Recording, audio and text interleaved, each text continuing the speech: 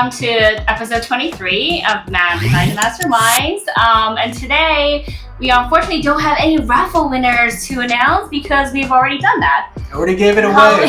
During Halloween. So you did. Excellent. Yeah, but we do have raffles coming up for David's game. Oh, so yeah. We definitely have a special gift for you guys to enter in for this one. Yeah, so for Chorus Production, we did our episode 21 on them. I still wanted to give a shout out to the winners though. Congratulations, Anna and Kelly, for winning the show tickets to End Times, which we had a lot of fun. Yeah, that was a lot of fun. Yeah. All right, so today we have David from the Fantastic Factory. Love the name, by the way. Yeah, we're going to get into that. Everyone, during the interview, if you have any questions or comments, please feel free to type it into the chat and we'll hopefully get through to all of them. By the way, I just want to say, like he said, it was a fantastic name for the company. Yes. Right away, I'm starting to think like magical things like Harry Potter, Fantastic Beasts, and where to find them. These are like the things that are coming out of my head. Like I don't even care what the game's about. I just want to like see how fantastic it is. So David is the co-founder. They came out after us. They must have stolen the name from me, I think. Oh, that's true. That's what happened, yeah. Yeah. I have an issue with copyright on that. That's a big company to go after. David is the co-founder of the Fantastic Factory. Him and his partner have developed hundreds of games, from kids games to the adult/party games. In his previous jobs and through the Fantastic Factory, they have created around 35 games in over 30 countries now. And they generally launch around 5 per year. And so far, all games are doing very well. That's great to hear. Yeah, yeah, they are. So let me just I made that up, really. But These are based on your statistics. Yeah. Yeah, my stats, everything's great. Great. I just wanted to clarify though, are they adult party games or are they adult games and party games? Yeah, because that's a big difference. Yeah, I mean, depends how you clarify, really. Everybody's got a different clarification, right? So there's a lot of kids stuff, there's a family stuff, adult and party. There you go, all 4. Ah, okay, got it. Oh. He has some adults party games too. Yeah, we didn't get a hold of any of those. We do have a game called Swingers, but that's a different story. Oh, okay, that's not for the public, I don't think. No, it is. It's actually in Canada right now, but they changed the name to Key Party. Oh wow, that's a big difference in changing from Swingers to Key Party. Yeah. They wanted to make it really 70s. Nice. All right, so we're gonna get some questions. Into our first question of the day. Yeah. So David, tell us, how did you get into creating the games? Was it a previous job also at the game creation? Because I know you said there was a previous job before the Fantastic Factory. And have you done anything else besides creating games in your life? Good question. Yes, I used to work for Hasbro. Oh. So I used to be in the UK sales team, and then I joined a company from Australia and started developing products. So I had to learn how to develop products. So we did, the Top Gear TV show? No, not familiar. Okay, so it's a big show in the UK, and we did the licensed board game. So that's how we started to develop. We did a lot of work with the BBC, and then other licensors, just creating, developing products. So I had to learn the hard way. I had never done it before, but I just got into it through my job, really. So it was a bit of luck, but I'm now working full-time in product development and coming up with IP. Yeah, I can see you've been working very hard. You have like a whole shelf behind you full of... I feel like he's in a bunker. Like he's like, I need to... This is the man cave, and my office in the garden. So... yeah, I had to get out of the house. I'm not allowed in the house with games anymore, so only play. You even got the logo on the wall, I see. That looks really great. Yeah, there's quite a bit around. We have this side as well. Ooh. Yeah, we've got lots of different stuff in here. Looks like a lot of snacks, though. Well, maybe if we have time, if you could give us a tour, that'd be great. Yeah, no worries. I'd have to wander around, right? Awesome. No problem. So our second question to you was actually for our listeners who are not familiar with your company. What are some of the well-known games you created, and is there a particular genre that you usually stick with? We're quite stupid in terms of behaviour. We like doing really fun things and really daft things. So our biggest selling game at the moment, which is with University Games, is called Stupid Deaths. I love that. That's in a tombstone pack. I haven't got one. I had to send my last sample out yesterday, but it's basically a tombstone, and you ask true or false questions about whether someone's died in a stupid way. So it's as simple as that. Wow. It sounds like that show, like 1,000 Ways to Die or something. Exactly that. It's Darwin Awards meets 1,000 Ways to Die, yeah? Is there a way, like, is it a murder mystery thing, kind of, where you have to figure out or backtrack? No. It's just a straight family game whereby you read out a statement and you have to guess whether it's true or false to an answer on board. And if you get it wrong, then the Grim Reaper takes one step closer to you. So the Grim Reaper's chasing you around the board. So that sounds like that's the idea. And then we have another one which I'll show you. Yeah. Hey. Ooh, exclusive. We got this down earlier. This is Dumb Criminals. Oh, that's a big box. Yeah. Sorry, this is it's not that big. Oh, okay. It's like I'm just holding it up. Dumb Criminals. And this is all about people going to jail doing dumb things, and you have to guess whether the statement is true or false. But you have a bit more strategy in this game. You have a crew of people and you do heists with, and you earn money by doing heists, and its first player it's $50,000. So yeah. Wow. Is this released Strategy already? is what's really important. Has this been released yet? Yeah, so this is in the States as well right now, yeah. Dumb Criminals. This sounds like we need to pick it up for like our drinking night. Yeah. Like We'll play Take a Drink by ourselves. Exactly. Good for drinking and good for the family as well. Awesome. no need to think. Like it's just So they're probably two of our biggest games right now. And then Trapped, the escape room game, has just gone absolutely crazy. So it really clicked. Yeah. We actually have a from a Nuge. He wants to know, is this kind of like Mysterium? I'm assuming he's referring to the Stupid Deaths game. I haven't played Mysterium, so I've no idea. Sorry. But he loves the game. He loves the name. Yeah, they all love the name. Yeah, that's awesome. Thank you. When we make games, we like to do stuff that people can relate to, and it doesn't have to be serious. You know, if you laugh, you relax, and then you start to really enjoy yourself. And I think that's what we try to do with our games. We try and make them funny and quirky. Yeah, but it's also one of those things you see like 100 games on a shelf, and then you're looking at the names, and this one's like, wait, what? And then it makes you want to pick it up and turn it around and see what it's about. Yeah, packaging is so important. Packaging and name. Exactly, You're absolutely right. Packaging is so important because, like you say, you've got all these games, square boxes. So just by doing something like that with that, or even with Trapped, something a bit different. Right. It makes it stand out on shelf and gives. I love how you're able to turn this into a clipboard. Yeah, exactly. That's really fun. It's got to be used. It's all about reusing stuff. You know, the environment's really important. So if you can use the whole product, then great. Can we ask what shape is the Stupid Deaths box? It's like a tombstone. Okay. He's gonna come out with all these licenses for shapes. It's like, do not use shirt one or the braid because they're all taken by me now. So today our interview is focused on the Trap escape room game hacks. And is this your first escape room type of game? What was the inspiration behind this one? And was it developed, after COVID happened so that people could do something at home?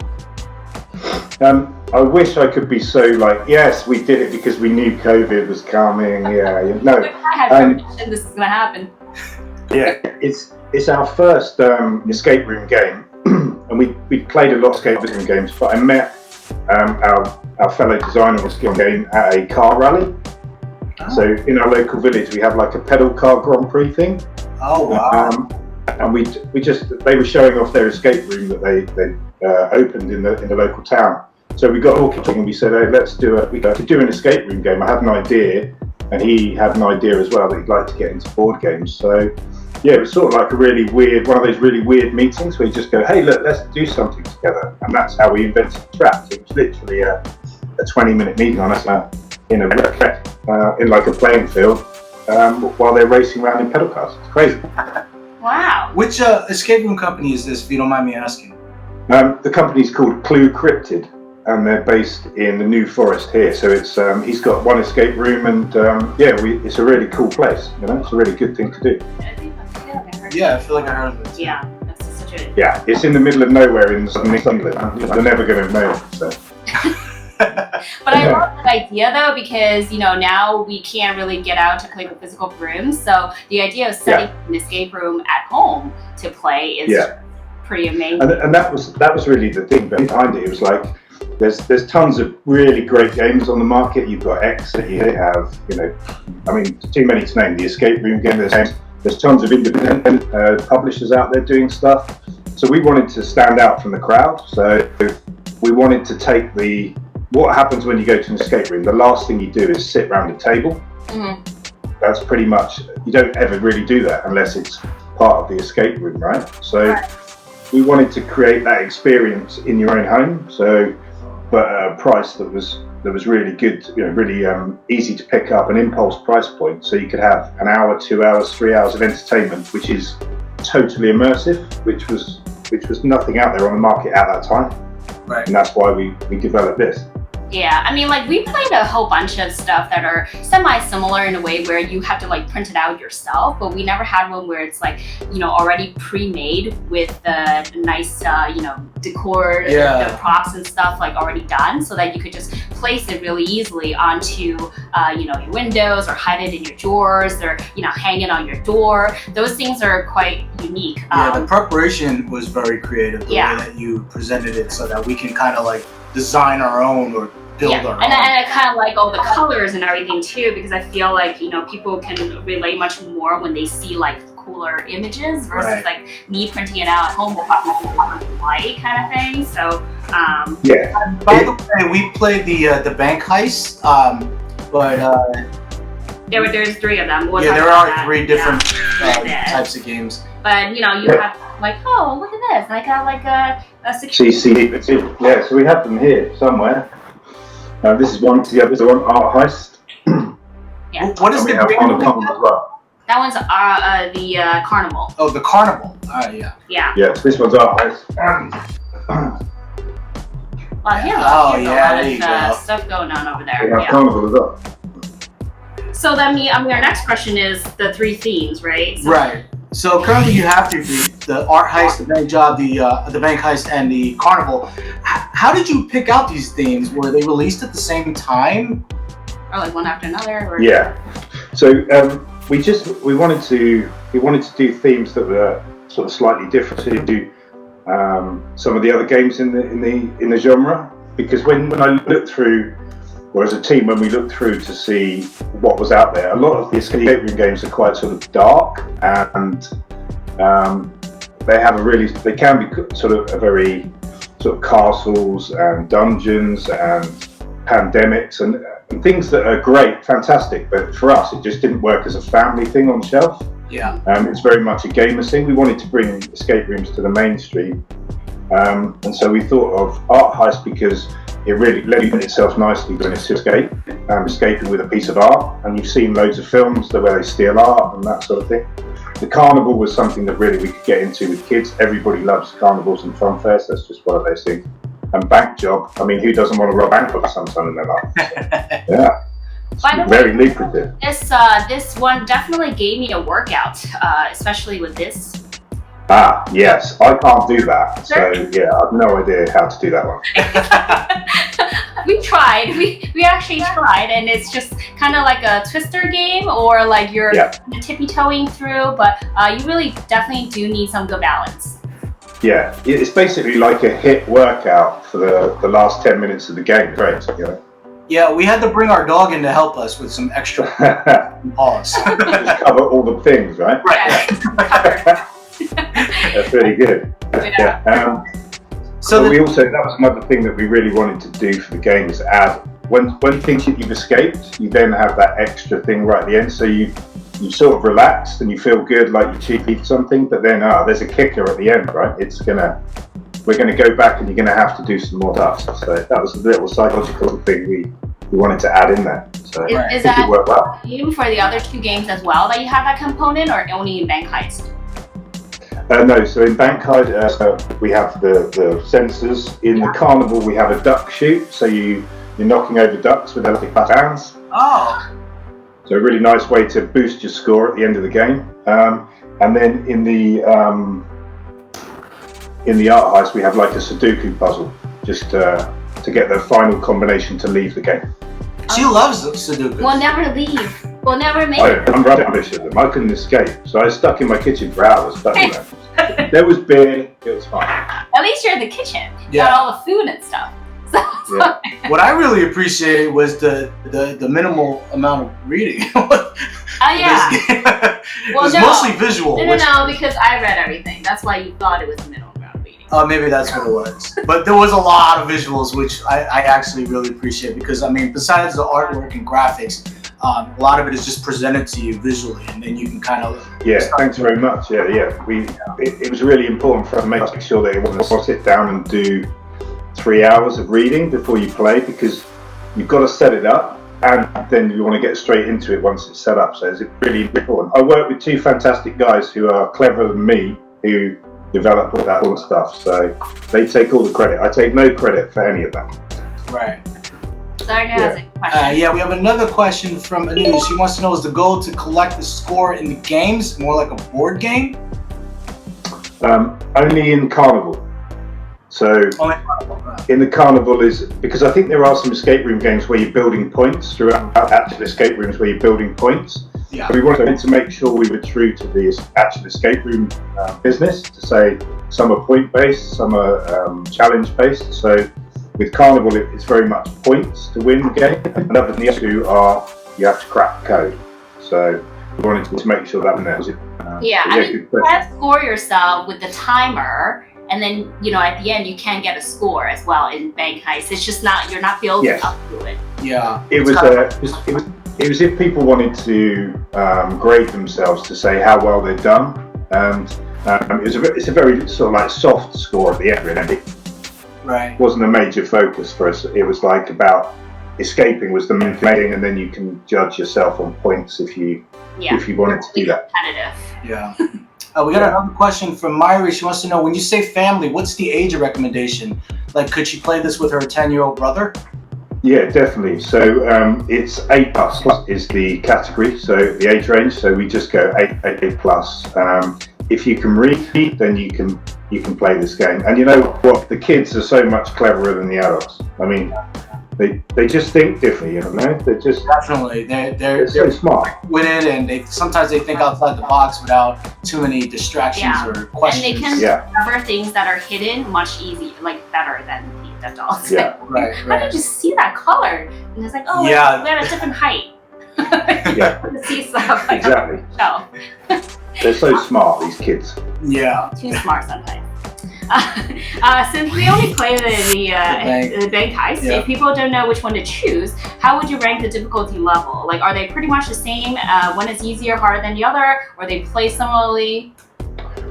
So the Carnival is the easiest element. So we wanted to make that really for sort of like the 8-year-olds. Then so 8 to 12 maybe. Then the Art Heist is probably sort of 10 to 14, and then the Bank Jump is slightly older. But these are really, if you're a real escape roomer, if you've been to tons of escape rooms, you're going to probably find these really, really simple. And that's fine, but we wanted to make it for the mainstream, so people that haven't been to an escape room could get into this game and spend a good hour and a half playing the game and really understanding what an escape room is. And maybe from this, they'll go and try an escape room. So we didn't want to make it too hard and too ultra extreme for everybody to play as a family in the house. So that was our thinking. Because when we played it, we were like, oh, these were quite easy, but then we ran through like the puzzle aspect of it, but we kind of spend most of the time on the physical puzzles, like at the end. Yeah. So that's fun. Yeah, we just wanted to make it as enjoyable, but we didn't want to make it super hard. There are other games out there that people can buy that they can, they can test their metal. But don't forget, I have to test this stuff, so I have to be able to do it, and I'm not very clever, so it has to be my level, Because he'd rather play the duck. The duck one. Yeah. All right, so so as we were saying before, we're offering a raffle for the Art Heist. Yeah, this is the moment you've been waiting for. It's time to type in the secret phrase reveal for the raffle entry. And what is it for everybody? So for anyone who likes to try their Art Heist, today might be a lucky day because they usually are only distributed in the UK right now. Even on Amazon, I think you have to pay that shipping. So it's great that the US people could possibly win a copy. They're actually just about to launch in the US. They're shipping. Awesome. They're shipping next month. So we have a partner in the US called Solid Roots. Really lovely company out of Oklahoma. And they're distributing for us in the US. So shipping next month. That's great. I mean, if you want to, or you can try to get it for the raffle prior to the month. Please type in the phrase "Art is my soul." Art is my soul. Enter into the raffle. As always, if you live stream or our videos, we'll be posting our YouTube and IGTV for you to watch at your convenience at a later time. But you can type in the phrase under there before episode 25, and we're going to announce the winner. Yeah. Cool. Cool. All right. So our next question for you, David, is some of these game components really needed your vision and also the player's vision in order to put this game together. By just using written instructions, players are to follow step by step on how to place each item in different places in their household to make the game work. But were you worried that some might not be able to follow exactly and get confused with the setup process? Yeah, I mean, there's always that. Well, when you make a game, you think, hey, look, if people don't understand it, you almost need to go into their house and help them put the stuff up. But we tried to make it super easy, so you literally take all the contents, turn it face down, and it will tell you exactly where to put everything. So we tried to make it super easy, but sometimes people just don't get it, and it's difficult. But we wanted to, like you said earlier, we wanted to make it as easy as possible to start playing. So we had to compromise a bit on the amount of writing we did in the game so that we could get straight into the game. So even just a small piece of text takes up a lot of space, and then it starts to build and build and build. So we had to really make sure that we made the back of the art really simple, and then the actual order of how you do things as simple as possible. But sometimes we were concerned about that, but I mean, I think this is so great that you have it in the instruction booklet, but you also have it behind each kind of the purchase, to let people know how to set it up, where to put it, where this piece should go, which is very easy to follow. And then your clue system, which is something that I wanted to point out too, because some clue system is you can see everything up to where the solution is even. So I like the decoder where if you didn't want to see everything, you can see only a portion of it and then kind of follow through until you're comfortable. You're this is what I need. I only need to up step 3, and then I'm good. So maybe I don't afford. Yeah, it's kind of like a nudge until you want the full thing. That's also a cool decoder that we saw. So very unique. Yeah, we sort of. A lot of the games use a decoder, don't they? In terms of how you play. So we wanted to be different. And Adam, the guy who owns the escape room, he's the clever guy, so he made that happen. So I take no credit for any of this stuff. He's I only do the end when I shoot the duck. Yeah, that's me. I just take the credit. I just I take the credit. I made the game. There's like the athlete. The athlete always wins the gold, but there's a big team behind him, right? So absolutely. That's how I roll. So So like you said before, that the puzzle elements are quite easy for enthusiasts, with fun, elements interactive in the gameplay as well. But will you consider doing any more games like this or more on a more advanced puzzle level for advanced players? Yes, it's very much, we're trying to build a brand. So in terms of making it slightly difficult, yes, we're looking at ways we can incorporate for the game, the real hardcore enthusiasts for escape room. But we've developed 3 new games. I can give you an exclusive right now. So we have this is the new easy version. So this is called Trapped at the Zoo. Trapped at the Zoo. Okay. So you have to rescue 8 meerkats that have escaped. So you're basically trying to track down the meerkats. So that's the zoo. Wow. Then we have Mission Mars.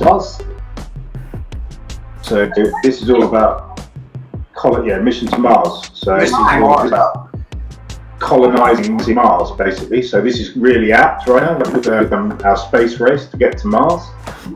So this is the medium version. And then we have red. yeah. So if you notice the colours here on the background, all of the games are each one matches the colour on the design. Wait, what if you run out of colors? Well, you can never run out of colours, man. It's like the rainbows. Yeah.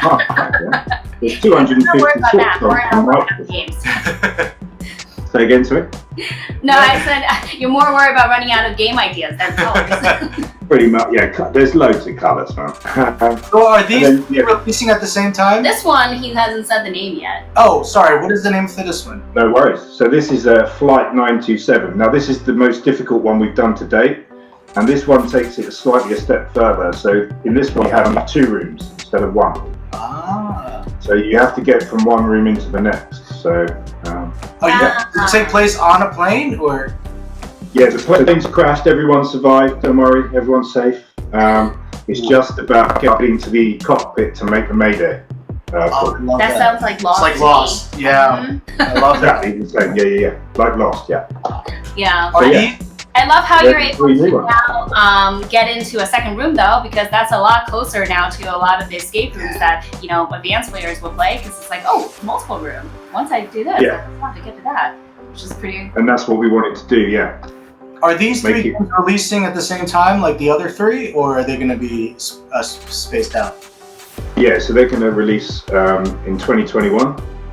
And then, depending on where our distribution partners are in the mix, we'll launch them as they get through the first 3 and move into the second 3. Oh wow! Yeah. So I know. But yeah, we're also looking at doing something a bit more extreme, maybe in terms of making Trapped. We can go really loads of different ways with Trapped. We're actually looking to do a school program as well. So for kids, take curriculum and give them how to learn about the curriculum, maybe through a puzzle and a theme. So we're thinking about those ideas as well. We really love to make Trapped a really well-recognised brand that people enjoy as a family and friends groups. Yeah, I love that. I was wondering like when escape room, I guess, would become more recognized in because I know universities and colleges recognize it, but more like high school, junior high school, even elementary, because like we were talking before about how kids see things differently, but to really build on top of that and provide like a course. Not a course, but something like... A lot of kids are getting homeschooled these days now, so it's really, good for them to have something to do, or, outside even just on the curriculum side to have some fun, but at the same time learn something. So that's... Yeah, because if you learn through play, it's so much more fun. If you're told, who's the first president of the US, most people just don't care, but we know it's George Washington, of course. Yeah. And that's quite an thing right now, but... It was Washington? No. Yeah, it's not the current one. But yeah, if you have to work out who's the president and with a series of clues, you're going to probably remember it a lot more than if you just told it, right? Yeah. Yeah. Orsi said that she loves the idea as well, teaching through games. Hands down the best way to do. I totally agree. Sure. Some adults need to be taught. Yeah. Even the military is utilizing it for building, for team building and communicating with their other people. Yeah, and so companies too. I mean, they need to find out who's like the dominant personality or even the pacifist. When else do you get to show your boss off? Like, yeah, I'm smarter than you actually. Absolutely. Totally. So like Golden Bears is your manufacturer, or is it just a distributor? Like, do you use a different manufacturer, or they're also distributors as well? No, so we invent the ideas, but we also manufacture with our partner in China. Oh, okay, got it. So they're the only distributors. You're manufacturing in China. Yes, the Golden Bear are our distributor in the UK. The first people to pick up product, which is great. So it's great working with them. And then we have 12 distributors around the world. Oh, and this is in our first year, so we're really pleased with how that's gone. We're great partners. Yeah, shout out to Golden Bears though. For helping out with that. We have a lot of game creators that are tuned in on the show. So any advice on games that distributes globally in terms of choosing manufacturers or distributors? Like, are they usually all different? How do you find the right ones? Yeah, that's a really good question, and we'll probably need another hour on that. But it's really, I mean, there's loads of ways to do it. We have a good manufacturer partner. I've been in business for 20 years, so we know a lot of people that can help out. But you know, if you want to send me contacts, I can give you good people who manufacture in China. It's not a problem. But yeah, different distributors do different things. Some do kids action, so like the plastic games, like Hungry Hippos, Frustration, the Hasbro product. Yeah. Some people do more really adult party, so party games, drinking games, that sort of thing. So it's really good to look on the internet who's selling the games and then look at what they do, and that will give you a really good idea of what sort of products you should pitch to that company. But sometimes you can pitch product to anybody, because if a good product is there, they will buy it regardless. It doesn't matter if they're not in that genre. So the Golden Bear who bought Trapped in the UK, this is their first ever game. Wow. So I'm going to big up myself and say, because I'm a good salesman, and the product is really key. Yeah, if you've got a good idea, people will buy it. Yeah. I'm pretty sure that brand also, speaks for itself. Like, if you're in this industry for this long already and have produced this many games, yeah. I'm very lucky. I'm very lucky that I have I've been in the industry a long time. I've made a lot of good friends, and a lot of the people that I work with are my friends as well. So it's really nice. We can find solutions. Yeah, I mean, Hasbro is an amazing company. There's so many like classic toys and games. Brilliant. Yeah. Yeah, and I'm kind of glad that you picked like manufacturers that are not like delaying you for like 2 months to release your product. Yeah. Because that's always a problem. Yeah. And then we talked about like the new games so far, but like anything else that's cooking in the Fantastic Factory's workshop right now, other than what you have shown us. We've got. I think we launched about 3 or 4 games this year. One of them is called Silly Sounds. I'll go and grab it one second. Okay. Well, we have time. I mean, David, if you wanted to give us a quick tour. Hey, look at that. Ooh, Silly Sounds. Oh, that looks amazing. Yeah. They all look so fun. In this game, you have to make silly sounds. But first, you must. I love that. You must wear this. You probably played the Hit My game or headbands, something like that. Yeah, headbands. Yeah. Yeah. We love so that. if you think of games like that, this is one where you have to guess the silly sound. So I love that. I would look like this. I mean, this is what I normally look like anyway. There's no difference. We should have started off the show like this. This is just like drop. Yeah. So on here, whatever it says on here, you just have to make that sound. Right. And I have to guess what sound you're making. What is that on your head? I can't see. What is it? A duck playing the drums. Oh my goodness. Yeah. Like quack quack quack quack quack quack quack quack or something like that. A duck playing drums. There you go. Please don't make a meme out of what I just did. That would not be cool. Yeah, that's Silly Sounds, and that's with a company called Interplay in the UK, but they're owned by Play Monster in the US. Play Monster, we just had them on the show. Yeah, for Alcatraz, breaking out. Exactly. So that's Silly Sounds, and then my daughter and I developed this game called House of Zulu. What's that? Like and this is a card game. I would ask you a question, And there's 3 different types of question. One is a 3-letter word, one's a 4-letter word, one's a 5-letter word. So if I asked you, for example, what colours are London bus, you would say...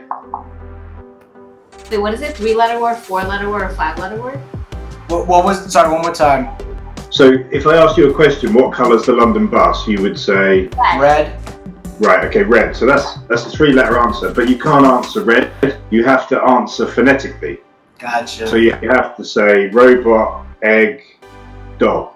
Yeah. Wow. That's Okay. cool. So you're all shouting out at the same time. It's crazy. We call it the shouty word game. Oh. Yeah, okay, so it's like the military. Like you have to change what you call it. Oh, got it. Wow. Speaking code with your answers. That's so crazy. But if your answer was like 15 letters. You It gotta can only be a 3-letter answer. You're right. Oh. 3, 4, or 5. I haven't explained that very well. So 5 is the max. Yeah. Oh, It's about answering phonetically.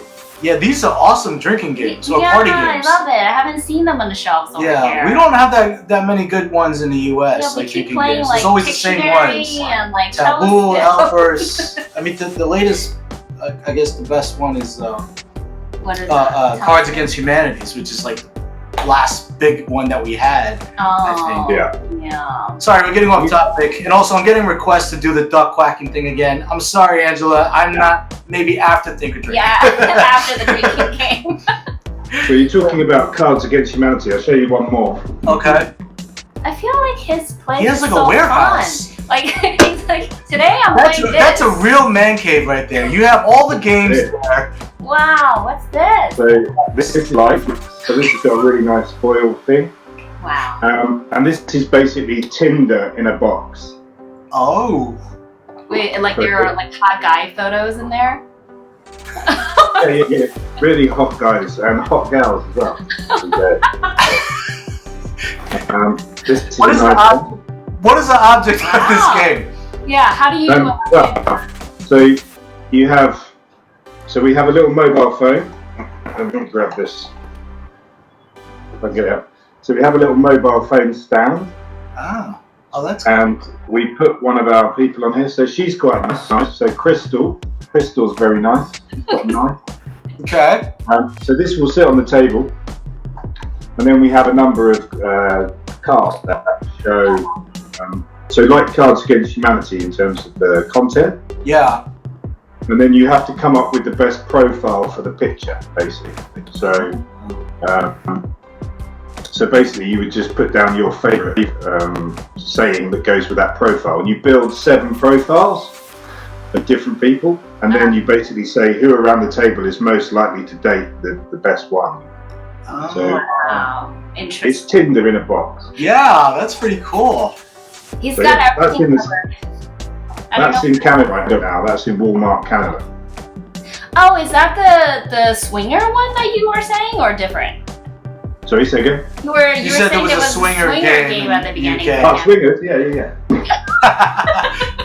Oh my goodness. Anuj, I will definitely check that out. Exploding Kittens. Yeah. There you go. Oh. There's swingers. Wow. So it feels like a condom. Yeah, it's very Austin Powers. Yeah. Swingers. It's basically swinging 60s.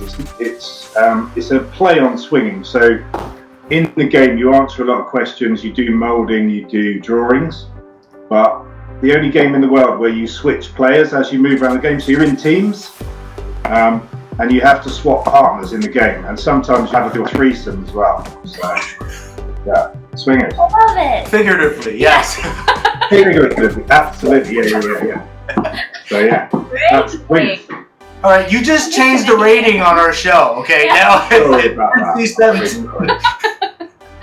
yes. awesome. Available in Canada under the name Key They're Party. only in Canada. Ah, okay. Angela says those Canadians again. Yeah. Damn Canadians. But they're so nice though. Everything's deliverable now. It's fine, you know. That's true. You just have to make a couple friends out there.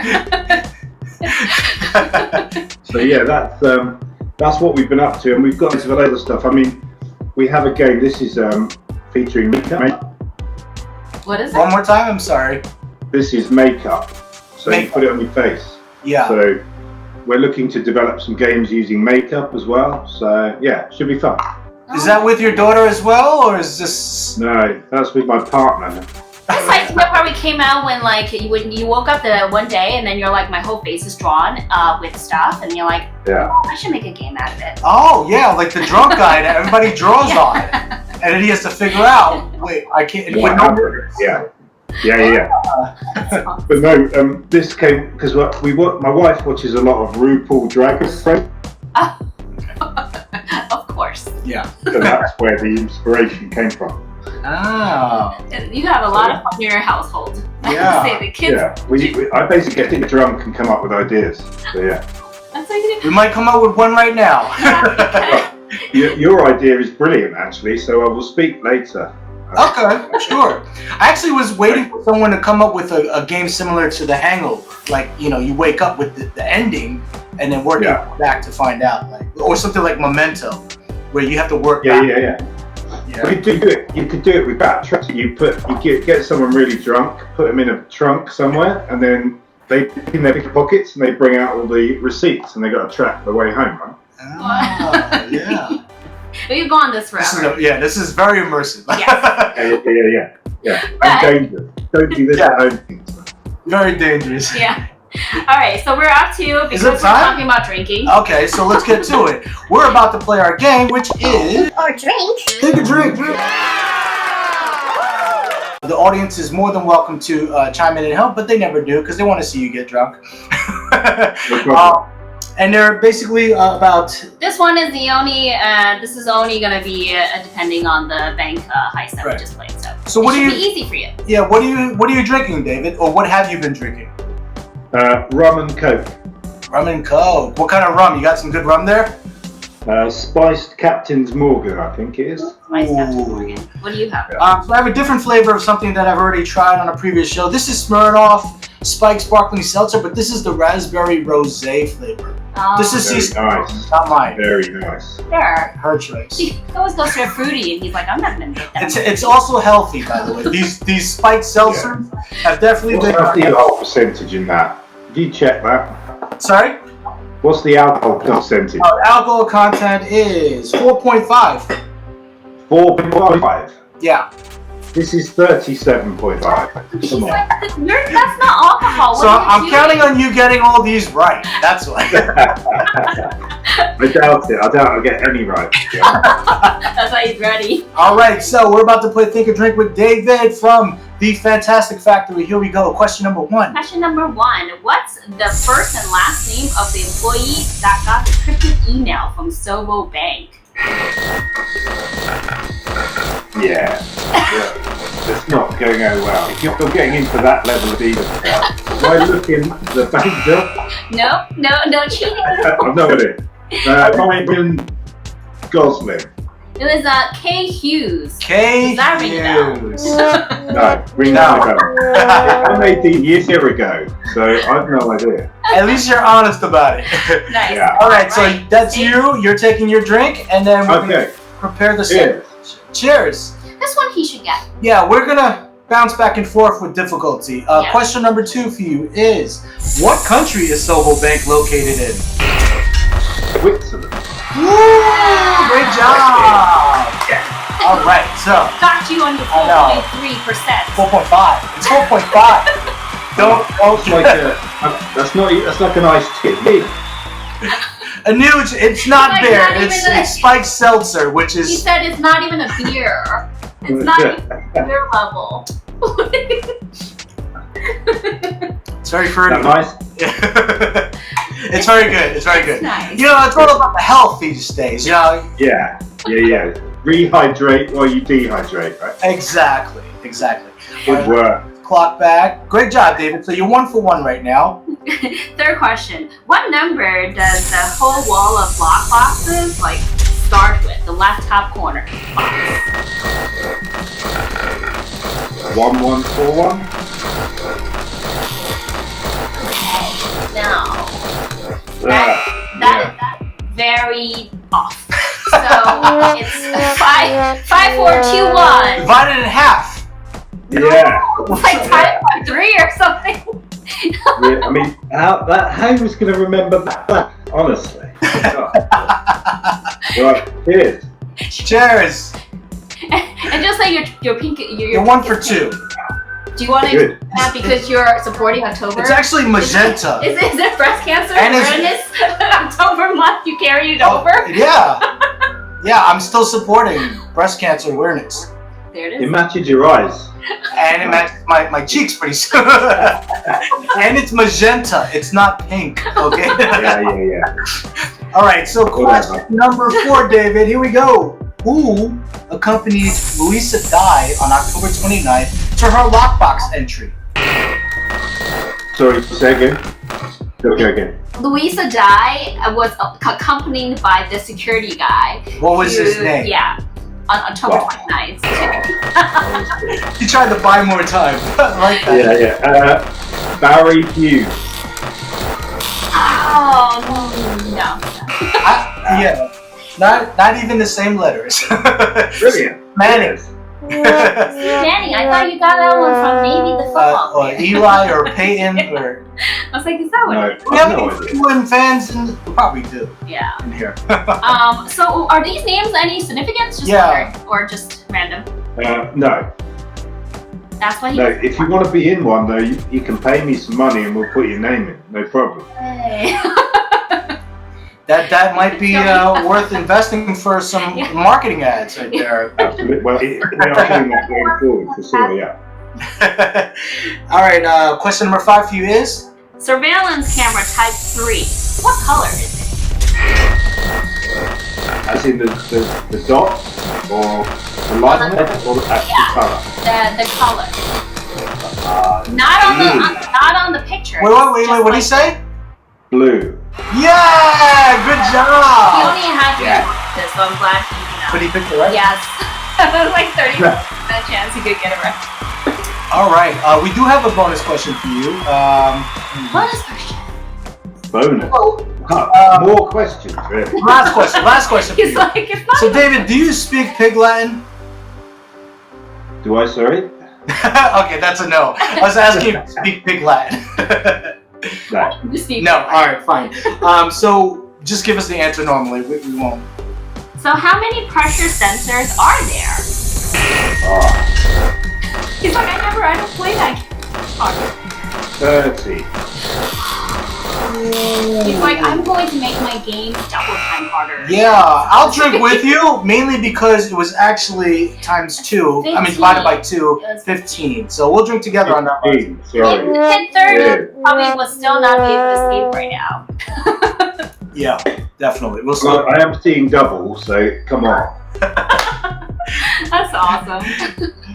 Oh, good. So, thank you, David, for playing Think or Drink with us. It's always great to learn more about you and your company, and also to have a good time. Obviously, we do have some 10 minutes to spare. I was wondering if you're up to it, because we rarely get to see the workshop. Like, I was wondering if you wanted to give a tour, just to show us a couple of things. Well, It's really, and if you're able to. Yeah, no problem. Let me just unplug this. and at the same time, we should probably show raffle entry phrase again, and then anyone who just came in. Right, one more time. You're entering to win a copy of the Art Heist. The secret phrase for you to type in the comment section below is "Art is my soul." So you have from now until episode 25 to type it here, to type it on our YouTube edited video, our IGTV, our Facebook, and we're back with David live. Let's take a look at that. Ooh. Wow. So, if I take, the only problem is if I take my computer off the internet, it's going to go. So I'm hardwired. So, Gotcha. Okay. Let me get rid so of I can't wait on. Yeah, this is basically This is where all the stuff is. So, as you can see, there's quite a bit. Or like that. chips and candy. I don't know Yeah, why. it looks like a snack shelf. Well, I see chips. It says chips right there. Oh yeah. This is brand new as well. This is puzzle. And they're puzzles. These Wait, are edible puzzles? No, it's a big chip puzzle. Oh, that's so cool. What? You gotta tell the But stock. it's in a chip bag. You got to tell the people stocking the shelves to make sure not to put that in the wrong section of the store. Exactly. Yeah. So this is a new range of puzzles we're bringing out. So we have chips, we have burritos, we have burgers.